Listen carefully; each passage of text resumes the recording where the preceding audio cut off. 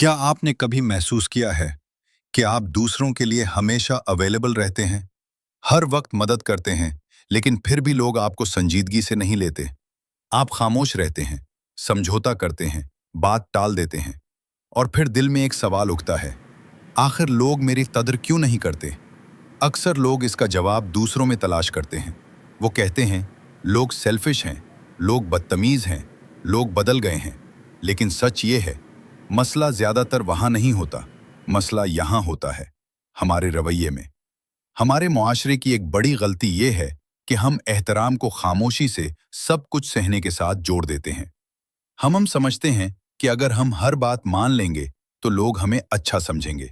लेकिन हकीकत यह है, हर बात मान लेना इज्जत नहीं बढ़ाता, इज्जत कम कर देता है। जब आप हर वक्त अवेलेबल होते हैं तो आपकी अवेलेबिलिटी आम हो जाती है। जब आप हर बात पर हाँ कहते हैं तो आपकी हाँ अहम नहीं रहती। लोग वही करते हैं जिसकी आप उन्हें इजाजत देते हैं।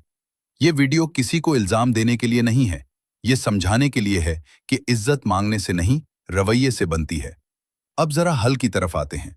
सबसे पहले अपनी बाउंड्रीज वाज़ेह करना सीखें। हर मैसेज का फौरन जवाब देना जरूरी नहीं, हर दरखास्त कबूल करना लाजमी नहीं। जब आप अपने वक्त और तवानाई की कदर करते हैं तो दूसरे भी करना सीखते हैं।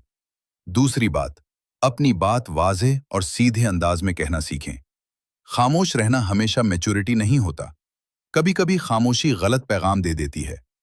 तीसरी और सबसे अहम बात, अपनी कदर लोगों के रवैये से मत नापें। आपकी कदर आपके फैसलों से, आपके उसूलों से और आपकी सेल्फ रिस्पेक्ट से बनती है।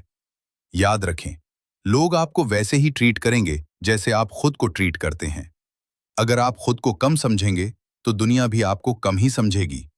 आज एक छोटा सा फैसला करें, अपनी हदें वाज़ेह करें, अपने आप को आखिर में मत रखें और खुद की कदर करना शुरू करें। इज्जत शोर मचाने से नहीं, खामोशी से वापस आती है।